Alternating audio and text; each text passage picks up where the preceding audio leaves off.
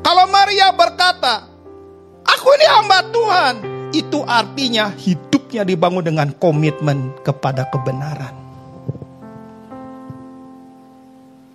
Harus tahu kebenaran sebelum kita komitmen dengan kebenaran. Hari ini ada banyak kebenaran dan ada banyak bukan kebenaran. Begitu banyak yang membuat kita hari ini bingung mana kebenaran mana bukan kebenaran. Gak bisa bedain suara Tuhan dan bukan suara Tuhan.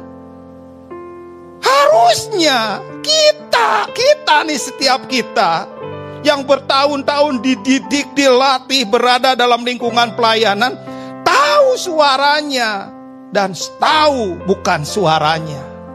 Harusnya tahu kebenarannya dan tahu mana yang bukan kebenarannya. Dan kalau kita tahu itu kebenaran, sama seperti Maria, komitmen kepada kebenaran. Komitmen itu artinya apa? Tidak pernah melepaskan diri. Komitmen itu apa? Mengikatkan diri. Komitmen itu mengikatkan diri dengan kebenaran. Hidup dengan kebenaran. Jadi ketika Maria tahu kalau dia akan mengandung dan anak itu akan menjadi Mesias, dia berkata, jadilah menurut perkataan. Dengan kata lain, aku tahu resikonya, bahwa aku pasti mati berdasarkan hukum Taurat. Karena lahir di luar nikah, mengandung di luar nikah. Tapi Maria berkata, jadilah menurut perkataan.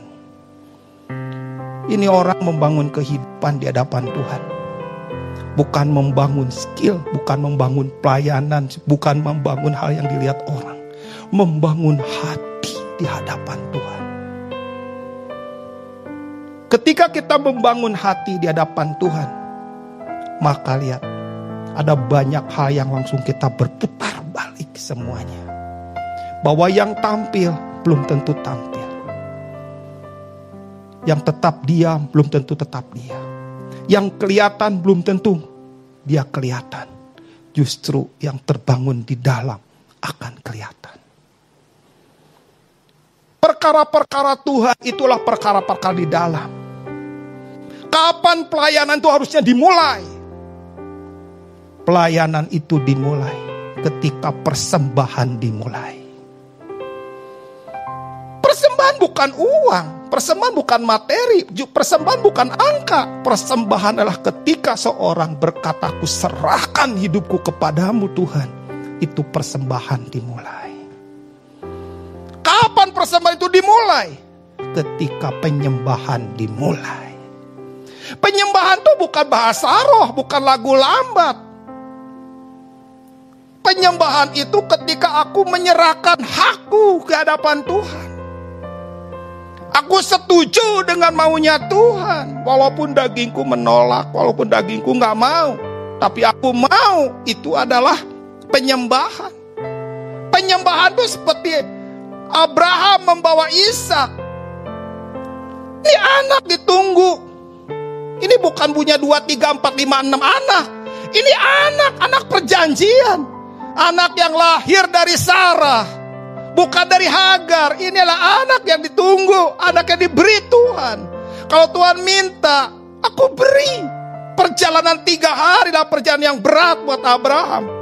Karena penyembahan itu menyembelih hati, gak enteng, gak ringan. Penyembahan itu sebuah perjalanan kehidupan.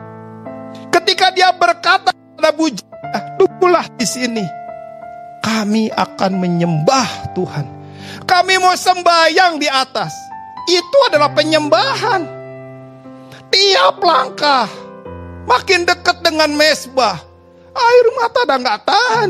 Dia lihat anaknya gak tahu apa-apa. Semangat memanggul kayu api.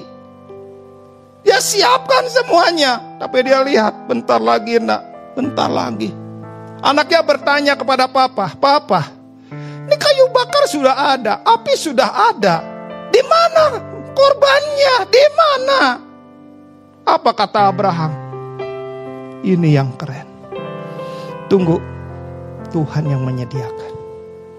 Sebuah pewahyuan muncul ketika perjalanan penyembahan dimulai.